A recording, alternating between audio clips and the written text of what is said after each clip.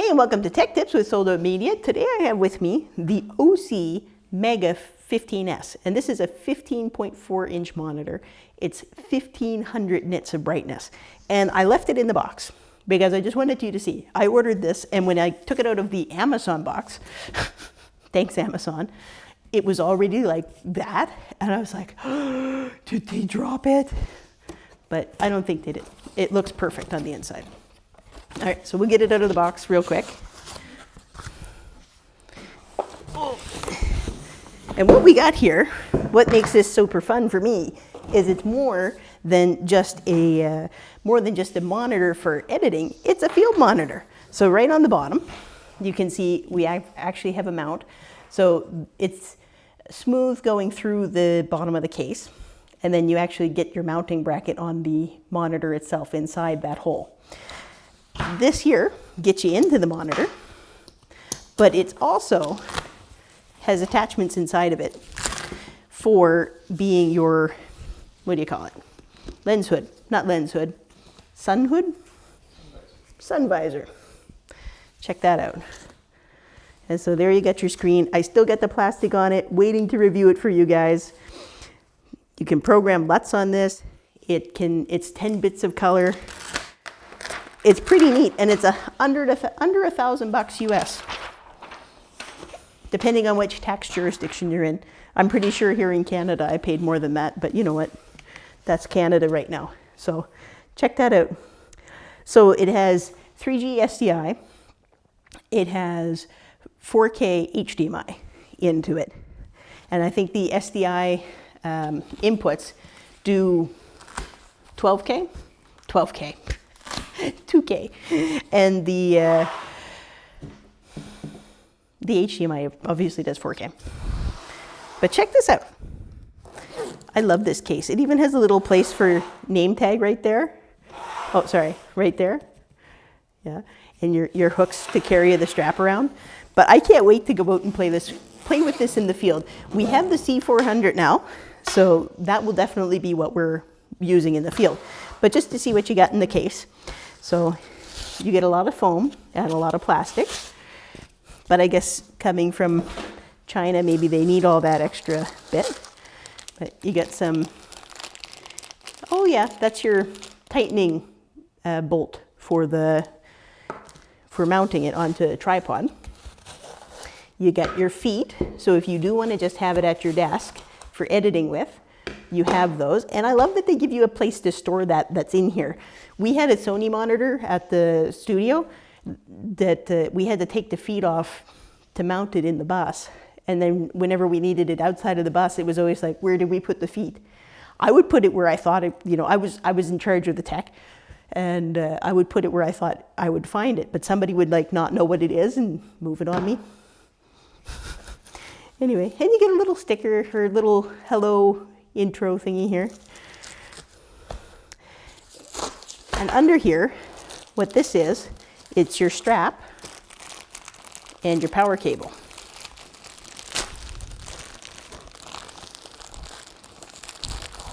Wow, they really taped this up. Ugh.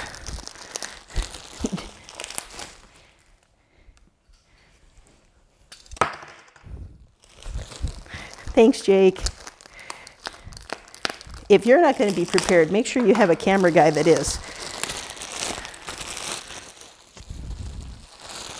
There you go. Yeah.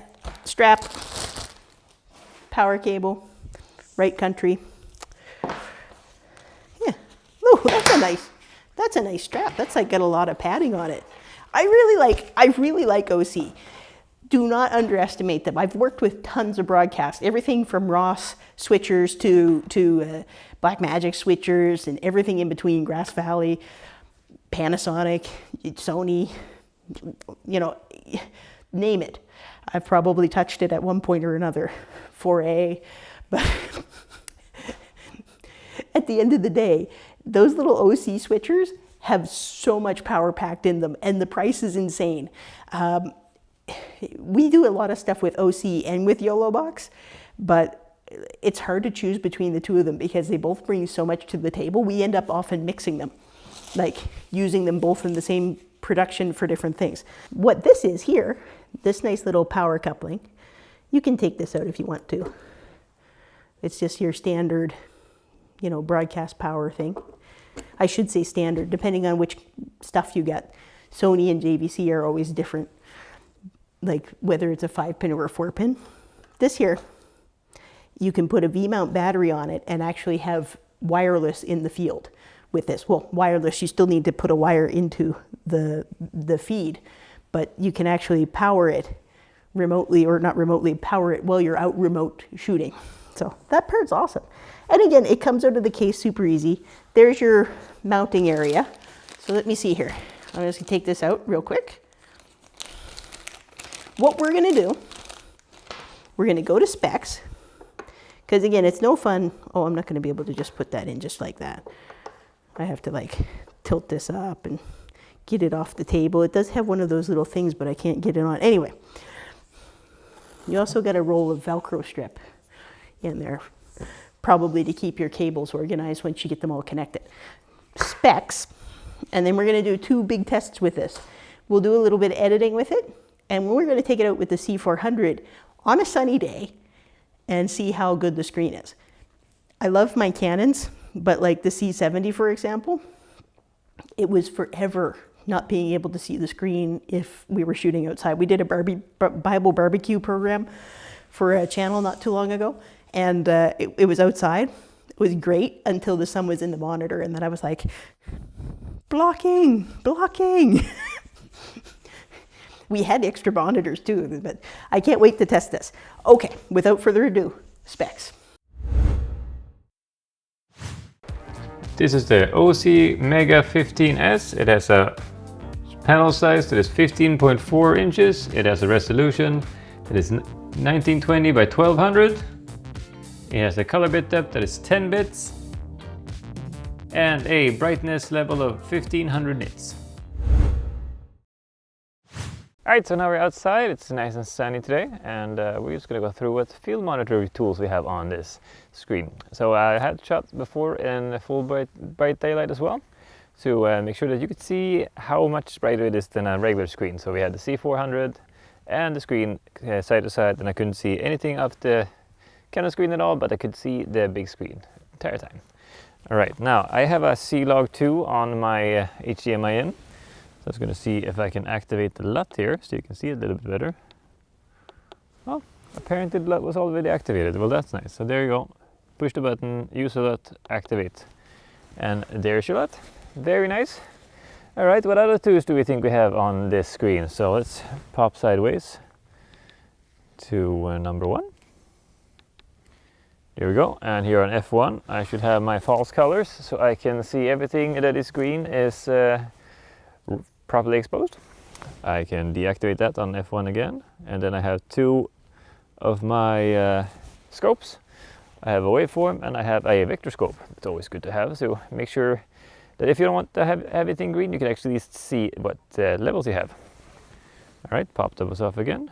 2 and 3, and on number 4 here I have focus assist, which gives a red line around everything that's in focus, so it's easier to keep track of it. Very good if you're gimbaling or have moving subjects that you have to follow with the focus to make sure that they're all in there. All right, we can pop that off as well. That was number 4. If I push here on the button, I can get more tools out. So for example, if I wanted my crosshatch, I just push the arrow down, and I can make sure that all of my horizons are correct, which is a perfect tool for shooting lakes in the background and such. Speaking of which, is it in? Yeah, it is. It is straight to the line. All right, so these are some of the tools you can use on the field, and now we're gonna head over to the edit suite and see what tools we can use there. Hey everybody, and welcome back to the studio. And now we're gonna do some editing and show you what tools you can use with the screen for that. Always nice to have a nice and bright, sharp screen as this. I have a timeline here with some shots in it. I'm gonna toss up the full screen. And then I'm going to show you here what I've set up for useful things. If I press F1, for example, I've set that up to be my false colors. So if I run through my timeline, I can see that everything is exposed correctly. If you don't like using that, you can use a waveform and a vectorscope instead when you color correct, so you can see that everything is aligned properly, so the whites are whites and well, the levels are right. Turn them off again, F2 and 3. If I want to use other tools, I can just push this button here and I can have some more chosen. So if I do the crosshairs, for example, I can always make sure that my shots are aligned to the same horizon. So I'm going to turn that off again. There we go. You can also put in custom LUTs in this. So I'm going to show you that right here. You need a flash drive. Pop it in your computer. Go to where your LUTs are. And you can do a Canon log 2 YDR. I have a Canon log 2, C log 2 and C log 3. Copy those. Go to USB, say a folder. This is called a LUT, so it would be in top. There. Plug it in there and there. All right, you pop it in this little flash drive spot right here. There, fairly simple. Then you go press down, get to the menus, settings, and here you have load custom user LUT. You just go down there, push that in, replace this one, sideways, sideways. I would like to replace that one, yes. Go to my folder, a LUT, and use the one without the dot, so C log 2. There. Alright, create complete. Okay. So if you have a LUT that you usually like to use in your editing, you toss it straight into the screen and have it already there, so you can expose properly and make sure everything looks correct all the way from the beginning. And I must say, I really love this screen. It is just the right size, and I love the case it comes in, so you can just carry it, stick it straight onto your field tripod or C-stand or whatever you might have with a spigot on it, attach it. You can use the V-mount batteries to it. You don't have to have power to it at all. You have your SDIs in and out. You have your HDMI in. You can have everything in one spot. You have all the tools that you need, all of your color grading tools. You have your LUTs you can add. You have your focus assist. You have your peaking, your zebras. This is now one of my favorite OC products. We're going to bring it with us when we do the C400 shoots, because it is great to have a screen that's bright compared to this Canon itself. And well, it is a great screen. I would highly recommend it. And until next time, guys, hope you like and subscribe. And if you like these videos, don't forget to comment down below. And until next time, guys, see ya.